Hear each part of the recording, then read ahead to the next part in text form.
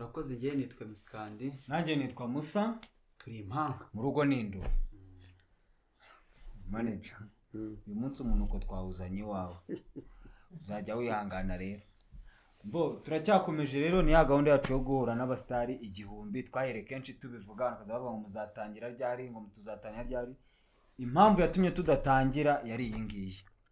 Manager. Uri mu bantu batumye abantu dufata umwanya munini nyine tugategereza wowe kugira ngo tubone gutangira content yacu. Mbese mutangire kuri ibyo muherero. Impamvu tuguhero si ukuvuga yuko ari we muntu uciriritse cyangwa se uri hasi. Cyase wenda ngo uri ku rwego rwo hasi twakwa approachinga byoroshye. Oya nawe urabizi inshuro twagiye tuguhamagara tugushaka ariko umwanya ukabura. Okay. Impamvu nuko uburyo rwacu rwo guhura n'abastari igihumbi tugiye gukora nuko abenshi muri bo turabizi usupportinga industry yose mu Rwanda yaba cinema yaba abahanzi yaba n'abandi bantu bose niwe urabasupportinga nyine. Impamvu twaguhereho nuko abo bantu bose tuzagenda turasa duhura nabo nuko abantu baguciye mu biganza twajanga ariwe duheraho muri make uhumugisha ibintu byacu. Niyo mpamvu twagutegereje. Mubamuzanye iki? Urebye tuzuko tukanyuzamo wenda ko turabindi wenda tukazana n'akantu kanukamo gake gakeya ariko nivyo rwose. Oya nta kibazo ubwo mwaje hano mu rugo hano muri Vox TV. Nahangaha nanjye mbarizwa ubwo mwasuye. Ntabwo muri bugiye dukorera. Ntabwo tugenda uko twaje. Ntabwo tugucika. Tuniko tugutwara nk'ibishingwe nibihuriramo subo. Garabyo arabona ishyura bazabibasangisha ariko. Nuko rero twebwe impamvu twahisemo guhura nawe nayikubwiye. Gahunda rero yacu yo guhura n'abastari igihumbi intego nta yindi nuko abenshi muri bo n'abantu tuba twarakuze dufana cyane ko abenshi banaje no muri industry imbere yacu. Tuba tugira ngo ibibazo twatekerezaga cyangwa se tudafite ubushobozi bwo kubageraho tubibabazeho. Niyo mpamvu tukubaza ibibazo 4 iyo twahuye nawe ubundi twagiye ukagira icyo dusubiza. Ikibazo cya mbere urabuje wanjye nakumbariza bibi nanjye nakora. Ese ubundi umukuru ninde? Muri manga wo gucyaga n'ibya komedi. Oh ya turema. Umukuru ninde? Ni jewe. Wenda babirwaniye nk'umuntu wavutse nyuma. Okay. Hanyuma rero ikibazo ngiye cya mbere nakwibariza nka manager. Na mbere nakubaza nka manager nyine abahanzi bose bakunyuze imbere. Abo wafashije abo warebereraga n'abakikunyura imbere muri aka kanya. Je ndafata nka Bruce Melody na The Ben. Nakubaza mu ndirimbo zabo. The Ben uramuzi, Bruce Melody uramuzi, bose urababona mu ruganda. Akuvuga ngo buri muhanzi niyo yakora ute hari ikintu yakoze kitakwibagirana. Aka kanya nkawe iyo wumvishe niye ndirimbo ya The Ben uvuga ngo iyi ndirimbo nkurikije ibihe twayikozemo icyo byadusabye biragoye ko niyo yazana igitekerezo kimeze ute numva cyazasimbura iyo ndirimbo mu matwe yanjye. Muri make ni indirimbo yawe y'ibihe byose ya Ben. Ntabagoye indirimbo mpora nibuka umunsi indirimbo yitwa Amaso ku Maso. Amaso ku Maso ni indirimbo Ben yayikoze afite imyaka 17 mu 5 secondaire. Muri munareba hinatangira rero amazina yanjye mu director Muyoboka Alex. Twagiye kuyikora impamvu mpora nyibuka era n'indirimbo ni gospel song n'indirimbo y'Imana buriye. Yari yakoze indirimbo yitwa ngo Rihe Nkumire ariko akiri mu church. Rihe Nkumire. Akiri mu rusengero tugiye kuyikora kuyishutinga video yayo Ben ameka sure ko isiba ahantu hose. Na producer ari gukora video arno arayibura nanjye twese turayibura. Aravuga ati tuyimire. Noneho indirimbo yisibiye ahita duhere ndakara navuga murabizi. Reka dukore Amaso ku Maso yari recordings. Dushutinga Amaso ku Maso no script imwe ya yindi ya Rihe Nkumire tuyishyira muri ya Amaso ku Maso kandi ari gospel. Uhindura izina. Yakomeje na Amaso ku Maso ariko dushyiramo script ya yindi ya Sacho. Bake mwasenyeye Rihe Nkumire mu Maso ku Maso. Aha no kubyageze rero ndimbo ano yaje gutuma abantu bamumenye cyane. Indi iyo niyo nyine yagize ibihe byatumye Ben abantu bavuga bati uyu muntu azi kuririmba. Kuko uwo mwaka yesa natwara Best R&B muri Salax Award. So numva ko indirimbo mpora nibuka no kurikodinga kwayo namukingiranye muri studio ngere no nyirinzu yakoraga imiziki yitwa Ezra. Namukingiranye muri studio turataha turavuga ati twicura tuze gusubira dusanga recordings. Ko nezi ko namusikagayo akaga kuri recording hasanga recordings za gospel. so ngo tunashaka ko akora gospel ariko cyari igihe cyo gukora business nkuko abikora ubu ngubu.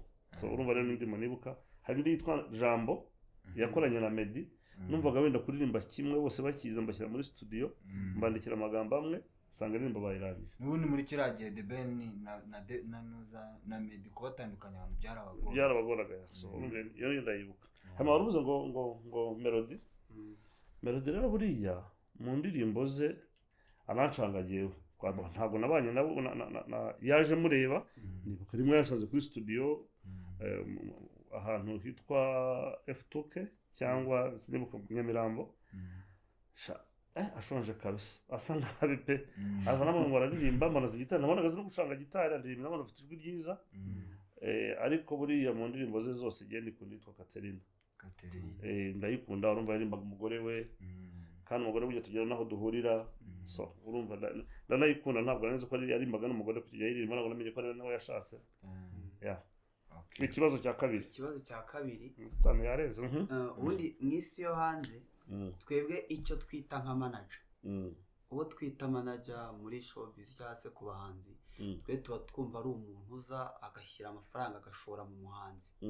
Wowe ijambo manager cyangwa se manager nyine bo bitandukanye barabyitiranya manager ntabwo ari manager w'umuhanzi, turi manager wa banki, turi manager ntabwo banki bariye cyangwa ari ushyiramo amafaranga, turi manager wa hoteli, turi manager w'ibintu bitandukanye, manager batandukanye, manager w'ikipe timu runaka. Abantu rero mu Rwanda barabyitiranya, habaho investor, hakabaho na promoter, hakabaho na day to day manager w'umuntu ubana n'umuhanzi umunsi ku munsi. Umujyana bitangiye n'umunyeshuri niga muri kaminuza Butare nibwo nafashe Tom Close na band duhera aho ngaho n'abandi bagiye kuza nyuma ba Dream Boys, Urban Boys, Soshomora, Charinani na Chris Hart, Davis de bose bagiye baza hanyuma. So rero byase nkaho hano mu Rwanda usanga manager arimo kubikora byose agafaranga nabwo arimo gukora nakoraga mvuye ndangije kwiga ugasanga nagashyira ku muhanzi kugira ngo azamuke, ariko ntabwo ari by'undi manager amanaginga ibyo company cyangwa label yahaye umuhanzi akariwe umanaginga ibyo bintu ari twita de manager. So bijya bitandukanye rero manager na promoter cyangwa investor waje gushyira amafaranga mu muhanzi baba batandukanye. Akenshi usanga ba investor ari inzu cyangwa label ifasha wa muhanzi. Yego ngiye ikibazo byanjye ngiye birihuta ntago bisaba wenda gusobanura nanjye ni bibiri. Ikibazo cya mbere imyaka yose wamaze ureberera cyangwa se ufasha abantu runaka b'abahanzi n'abandi bantu kwa kwagiye ufasha abantu benshi, wigeze ufasha umuntu wowe nyine ukamutakazaho ibintu byinshi cyangwa se nyine imbaraga niyo yaba atari amafaranga, umwanya n'imbaraga byose umutekerereza nyuma ukagera ukabyicuza ntumumentioning ariko nyine uvuga ati byabayeho? Ntabwo nigeze nicuza ko nabikoraga nabitekereje, nta muhanzi n'umuntu nigeze nicuzaho. Harimo twamaranye igihe kinini imyaka iragira tudakoze nk'indi eshatu simbyicuza kubera yuko ni n'inshuti yanjye noneho we. So rero abenshi twakoraga n'abaje kubara bari hari ibintu biri ngenderaho jewe impamvu ntabyicuza. Hakabaho hari ikintu cyitwa talent and discipline. Ifite talent nta discipline ntabwo byakunda. Ushobora kuvuga discipline ariko talent ntayo nabyo ntibikunda. Ibyo nanabirebaga rero. So ntabwo nigeze nicuza ahubwo nigeze nicara numva ibintu nabivamo ndetse mfata n'igihe kingana n'amezi nkangahe nta muhanzi nitaba, nta promoter nitaba, nta bijyamo ngo ndebe ko nabibasha biranga. Ariko nigeze kubitekereza. Hari abahanzi twe twatandukanye kandi nababonagamo ko ari abahanzi bagiye kuba banini mu gihugu hanze y'u Rwanda, ko mu gihugu abahanzi benshi nafashe 99% barayoboraga bajya bakayobora, ariko gufata umuhanzi ubona wari ufitemo icyizere ukabona muratandukanye utazi uko bigenze so byaciye intege nabaga ariko ibintu babivamara. Ariko nagaruka ngo kwicuza ko nabafashije ubwo nko gucika intege kuvuga ibintu ko mbona bita icyanyuma. Cyazo cyanyuma industry yo mu Rwanda muri rusange ubona aho igeze ubu ngo ishingiye ku kintu bita talent cyangwa ni ikintu bita hyping kuri ubu uvuga ati wenda nahaye amafaranga influencer ahubwo ibyo ntabwo bijya rakunda cyane. Amafaranga agomba kuzamo byaza bikunze kuko amafaranga nta kintu adakora uretse ko atabasha kugura urukundo. Urukundo buryo burufite ni ikintu naturel uvukana, ntabwo ari ikintu wishyiramo, ikintu Imana iguha. So numva ikintu ntabwo cyagurana amafaranga, ariko hyping ntabwo mpamya neza yuko hyping ko yatuma uramba ku star ushobora kuza kandi mujya mubibona akaza ukabona araje indirimbo yaba ari mbi yaba ari nziza yakubise ariko kubera ko hari akantu bayikurikiyemo gusa bayikurikiye cyangwa hari akantu urabona nangana no bakireba n'indirimbo cyangwa komedi ko mwayikoze neza basigaye ndeba bareba ibintu byita gute bisekeje ntabwo bakira hati y'umuntu bareba akandi ariko ikiza abanyarwanda bamaze bashobora kubikora none bagaseka ariko ejo ntabwo bazakomeza ngo baseke ariko abantu ufite art ufite ubuhanzi nk'uko muri abahanzi namwe muri abakomediye beza abantu bakomeza kubakunda kubera yuko urabona batagukunze ntabwo muzi se bajya baza muri genzi komedi bagaca bagata bagenda ntitwenge kubabona araza agashya agataha y'umutaba no gushya niko mujya buvuga so rero muri iki gihe ibintu byaroroshye umwana araza agakora agakomedi keza kajya kuri YouTube cyangwa ku mbuga nkoranyambaga ugasanga bagukurikiranye aje kukureba kubera ko yakubonye hariya so rero urimo kubisiga bitandukanye nka kera ko wagakoraga ntikamenyekane hagakora mega ya talent gusa kuko bakumisha kuri radio hari kuri radio nako bakira gurofa nk'ubwo postinga none ahangaha hari akantu nigeze gufata bukimbona kabaye gastari umuntu wavugaga ngo ntago nabyemera wa mugabo saza tuye hano Kabeza nazamuka ni imbere y'iwanjye buri namusaza kuri la station suruva kabaga cyenda vuga se ubu niki kirimo cyatumye abantu kumva ko nanjye yari yansekeje so rero nuko isisigaye imeze ariko talent buriya matters ntibazakubeshye ntabwo wabikora wazuba ukatujya imbere hariya mwamaze nk'umwaka cyangwa imyaka 2 mwaka hafi 3 murimo hari iki buriya 2 niyo umaze utuzi hari n'undi umwe twamaze rero turi muri abantu bazaga bagacamo gutya kuri stage bakagenda ko nabaga marize ako simbibuka nyine nta kintu twavugaga twarashyaga kubera ko mwabagamo muhozo kandi mukora ibintu byiza abana batega amatwi ibyo rero nibyo bisigaye bifasha kugira ngo abantu so manager wakoze cyane rero kugira ngo tugushimire kubw'uyu mwanya tunagushimire uruhare wagize muri industry yacu wakoze cyane kandi namwe muzarugire mu bandi oya natwe niyo gahunda hanyuma rero gira nk'umuntu wenda usanzwe tuzi gira ubutumwa abantu nkabangaye bose ubutumwa bajye baza muri genzi baseke kuko buna guseka byongera igihe cyo kubaho yewe abantu benshi bajya bagira ikibazo bakabara ngo naje muri genzi ngo bakavuga uruhara ngo sinzi ariko n'ibyanjye nta wundi hari ufite ibijyanye kubyo bari ibyanjye babivuze ntabwo bibona ariko nanga binjira bagakomeretsa kuko uramize ko njye bahamagara nkanabibabwira hamwe ntuzabyongere wa muhungu wanyu n'umunyeshuri yaragarutse pirate barigeze kumubwira nti ndamuhamagara mbere kera yatatse Bruce Melody kera gashize nk'umwaka cyangwa imyaka 2 namwe ntabwo ari byo iyo wataka kuri ya famille y'umuntu ntabwo ugikora komedi ngo ubona abantu basetse hari abatabikunda so nyuma yaho mbona nanjye atangiye kunyibasira n'abandi ariko n'ubisabwa ko yabikosoye rero kuri mwebwe nanjye namwe mbibwira abantu mufite gahunda yo guhura n'abastari jana ni igihumbi meet the 1000 star ariko igihumbi mu Rwanda barimo oya barimo harimo abanyamakuru umustar barimo ako barimo n'abanyamakuru umustar barimo nimushyiramo ingufu no mu cyumweru mwababonye gusa wenda reka me challenge n'abandi bastari kugira ngo muhure nabo guhura nabo yo kugahura n'undi egare ko abantu banabamenye ko nabafite imbuga nkoranyambaga zibakurikira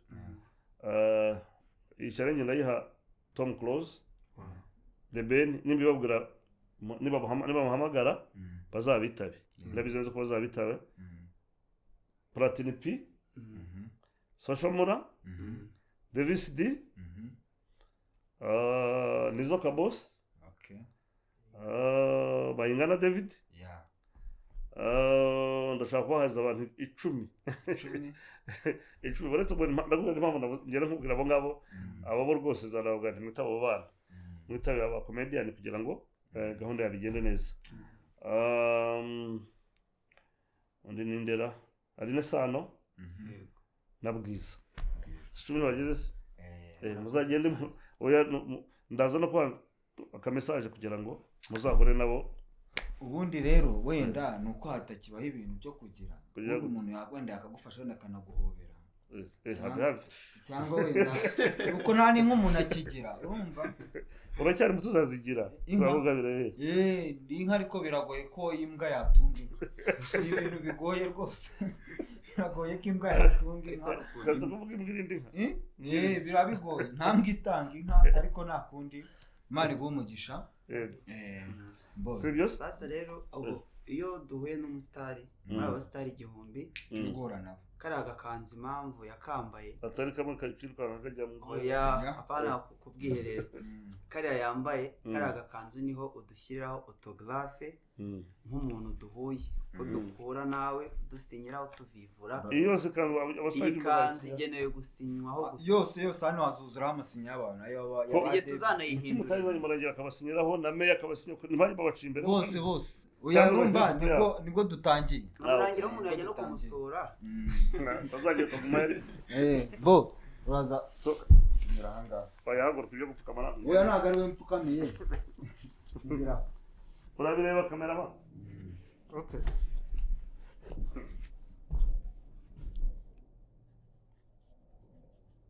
ko mu bantu bavuze ari kongeramo umuntu bita Knowless